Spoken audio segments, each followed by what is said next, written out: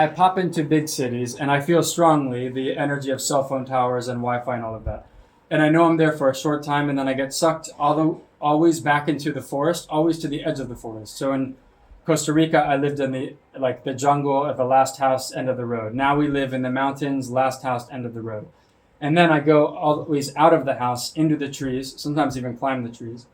And I'm very aware that the trees have been and are absorbing sunlight, of course, but they're absorbing starlight and they're translating it, and they're absorbing galaxy light and they're translating it. And I feel right now, however it's working, there are very distant galaxies that feel we're in a time of awakening, and they're sending very specific light that is absorbed into the trees and changes DNA and allows new blossoming of new energy. And I think it's coming into us as well. It activates. Yeah. DNA. So, you hear that different places, like something's happening to our DNA.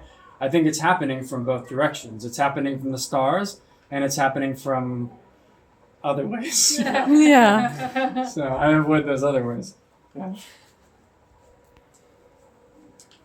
Wow. So do the angels all have names that are in that picture?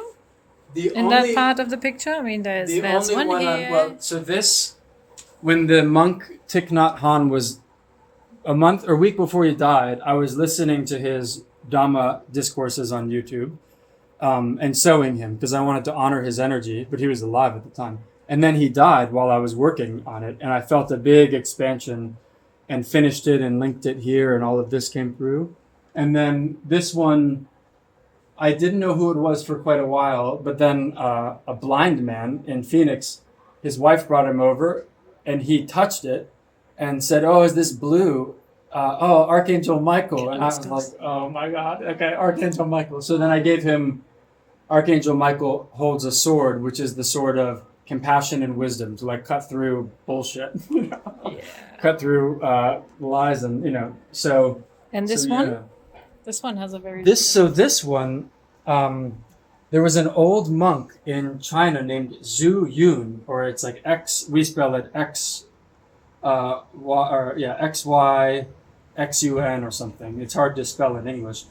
I just sewed his little mustache or his goatee, and then for a year I didn't touch it. And then one day it felt very feminine, and I started putting in all of this, and this was the first angel that I felt, and maybe I did see him when I left my body. It's hard to tell, but it's been beautiful because my wife and I travel everywhere, and this is always kind of hanging somewhere. But usually it's just over one little chair, but I always make sure to position this angel because I feel very protected and guided, and yeah. So maybe that is your guardian angel.